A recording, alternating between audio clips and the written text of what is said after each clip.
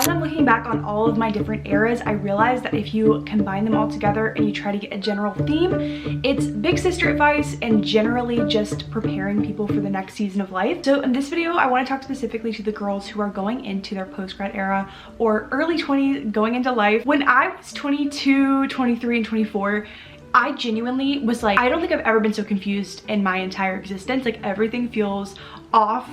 Nothing makes sense. I don't understand what I'm doing. What am I supposed to do with my life? Genuinely, this is the most confusing time ever. I'm like, is anything ever gonna make sense? I'm 26 now and I'm going to be 27. I don't feel like I have everything all together and I don't think I have everything figured out, but I do think I have more advice to give and things that I wish I would have known whenever I was going into my early 20s. So I have a little list today of things that I learned. I'm calling this the post-grad diaries, everything I learned in my early 20s. You are going to change your mind. Point blank, period.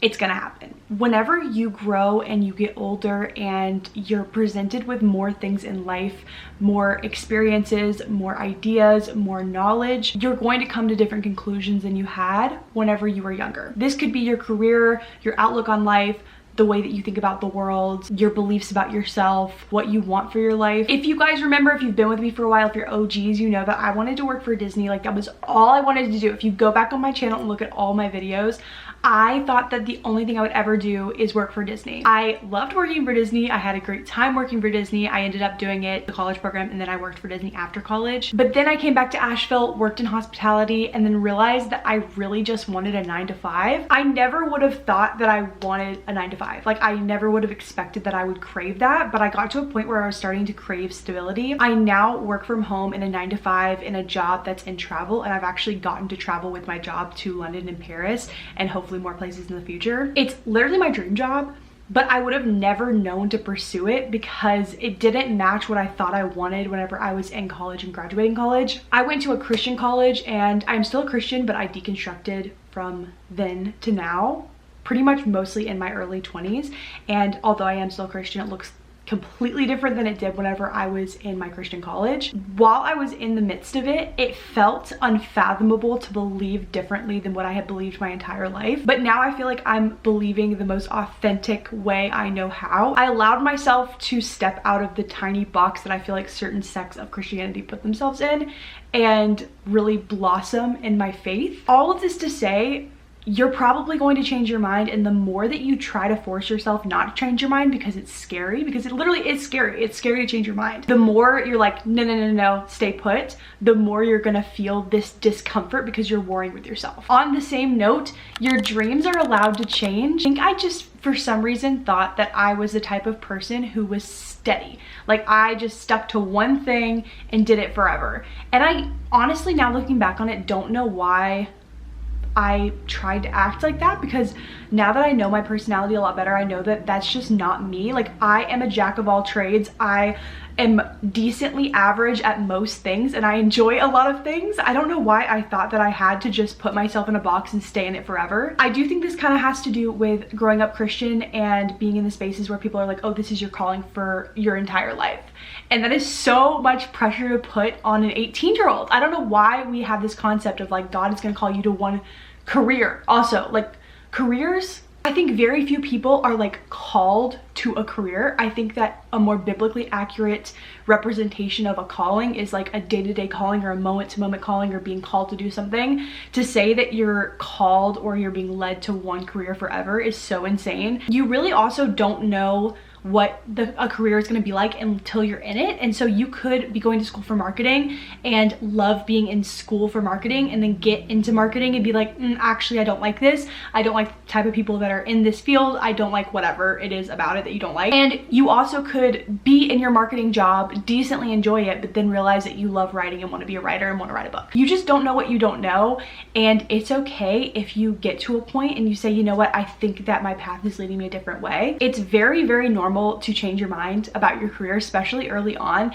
And it's actually the weirdest thing out of everything to just stick with something because you think that's what you should be doing instead of actually listening to yourself and following your intuition. Enjoying your own company is a superpower. I remember the first time I ever was like doing things alone. I was in high school and I was new to my high school. I came in halfway through my sophomore year. I was terrified. It was so scary, and I had never really been alone before. I'd never really had to enjoy my own company before. I remember I was so scared to eat lunch because I was afraid of like the classic thing of like going in and trying to sit somewhere and the people not letting you sit with them because you're the new kid, whatever. I was so scared of that, and also people just freaked me out at my high school. So for the first like month or two, I would literally make a sandwich and then go sit by myself in the courtyard, and I would like read and do my homework and just like be by myself and eat my lunch. But the more I did that, I actually realized it kind of became something I craved, doing things alone, because at first it felt so scary to like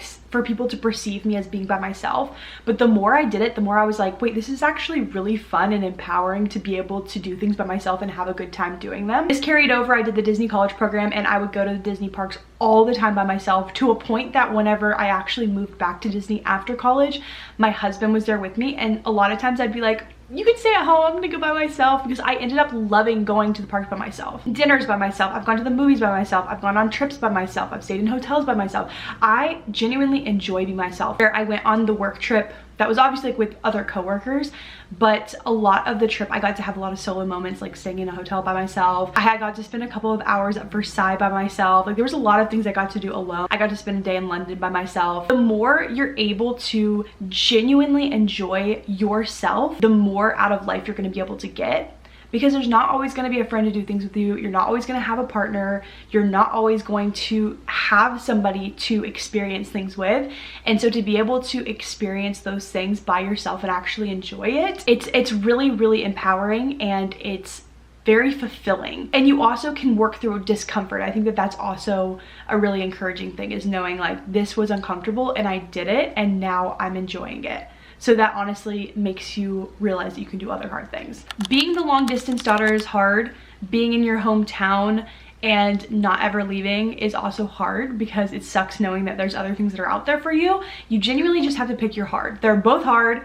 I've done both. And also, neither is wrong and neither is bad. On that note, I would recommend moving somewhere that you've never lived before at least once in your life. Again, it kind of goes back to the concept of understanding that you can do hard things and you can do scary things and you can push through discomfort. I lived in Orlando for 1.5 years. Well, I guess in total I've lived there like 2 years of my life.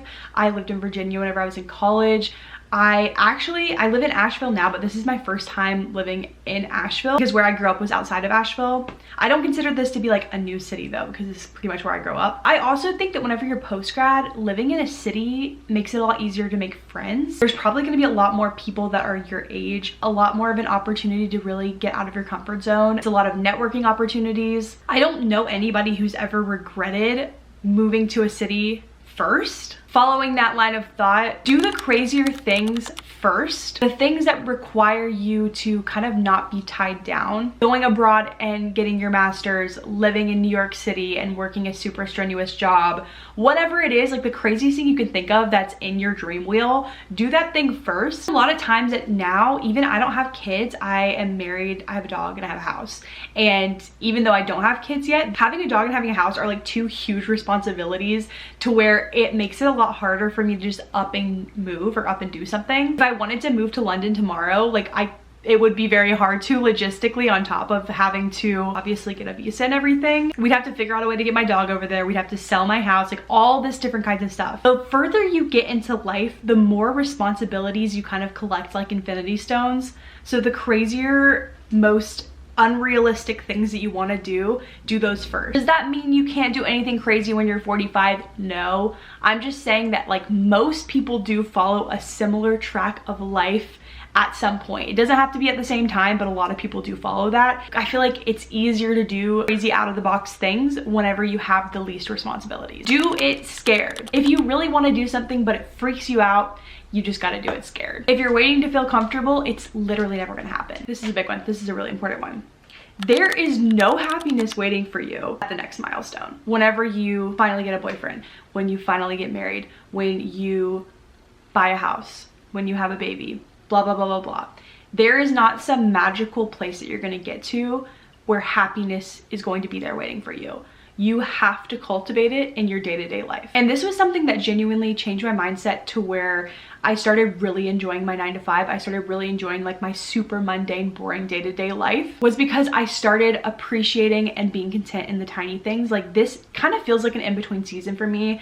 My husband and I have been married for almost 5 years and we don't have kids yet. And so I feel like that's kind of like coming around the corner probably. Knowing that there is going to be a time whenever things aren't exactly how they are right now, I cherish every single day. I cherish the fact that I get to wake up early. I get to go to the gym. I get to do my little health things to get in the best shape possible. I get to do cutie little things to my house. I get to go out and get a coffee at my favorite coffee shop that's right down the road from me. I get to go walking at my favorite park and it's like a day when it's perfectly crisp and the creek and the river look so pretty and the sun's just shining off of them and the birds are chirping. Like, it's just falling in love with like the tiny things in life in your day-to-day routine, and like cultivating and creating a day-to-day life that you genuinely love is so important, because if you can't be happy right now, you're not going to be happy at the next thing. Kind of going off of that, find a place to walk outside. Genuinely, there's nothing better to me than an outside walk.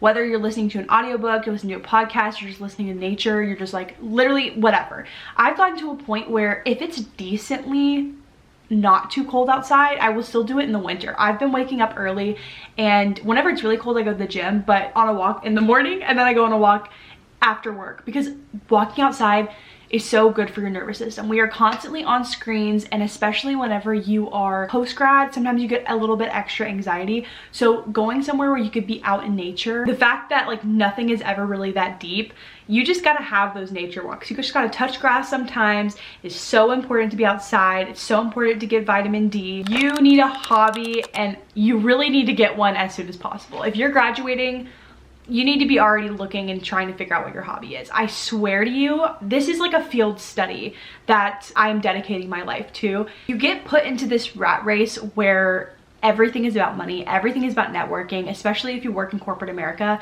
So having things that you don't monetize off of is so important. Like, you're not trying to do it to win, you're not trying to do it to make money, you're literally just doing it because you love doing that thing. If you guys want to go watch my video, I did a video on this on my booktube channel, but my hobby, I guess from that title you can guess, is reading. Not only does it like make you more interesting, it makes you happier, like all those things. I feel like it also really helps you make friends because it's such a niche thing that you enjoy, and if you find that, you can also meet other people who like that thing. It is literally such an easy way to make friends.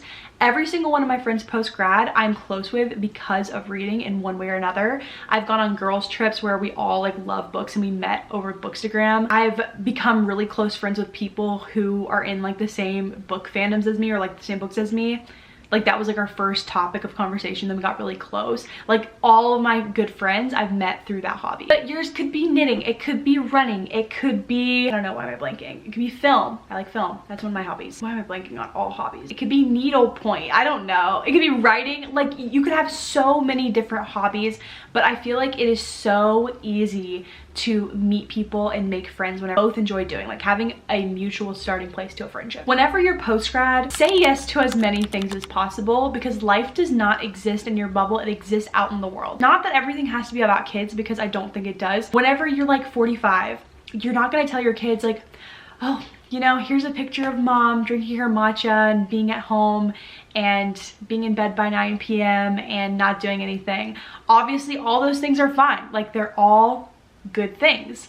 I love to do that. But you do need to say yes to things to have experiences. And experiences are what shape you as a person. It is so tempting to create your little bubble and to stay in your little bubble and not really go out of it and do anything, but you have your whole life to not do anything. You have your whole life to cultivate your cutie little routine. Obviously you can do that, but also remember that life exists out there. It exists out in the world. You gotta go live. You gotta go live a little. It's okay to decline every once in a while, but you gotta go, you gotta say yes. Last, but absolutely certainly not least, there is no right path. There is no one golden true path that you should be on that if you're not on, you're doing the wrong thing. My husband and I got married young. The typical path I feel like for people who get married young is to also have kids young. Either people wait until they're older to get married and then have kids, or they get married young and have kids. So I just kind of figured that since we got married at 22, we would probably start having kids by like at least 23 or 24. Fast forward a couple years, we ended up trying because a lot of people said that it was going to be more difficult. and we ended up having a miscarriage. And obviously that was really tough. It was hard to kind of grieve that loss of a baby that we really wanted. But through that experience, I also realized that I don't think I was actually that ready to start trying at that point. Since then, I've really been trying to tap into like, what do we want as a couple? What are our goals as a couple? Like, are we ready? I do have a lot of friends that have kids and they love being moms, and I'm so happy for them, but that just wasn't meant for me at that moment, and it's not really meant for me right at this point. And I am slowly learning that that is okay. That just because something was right for somebody else, just because that was their path, doesn't mean it has to be mine. Genuinely, the best thing that you can do whenever you're post-grad is say yes to as many things as possible, work hard. Above all, just know that you are not alone in this experience. There are so many other people who are also confused, who also feel like they don't have it figured out. These feelings can be isolating, but you're not alone in them. If you're currently post-grad, leave it down below. Tell me your thoughts. What have you been feeling recently, so that other people can not feel as alone. And if you're my age, drop some advice down below of things that you wish you knew whenever you were post-grad or whenever you were in your early 20s. And let me know what you guys want to see next. I am posting on here now again, so I would love to make whatever you want to see.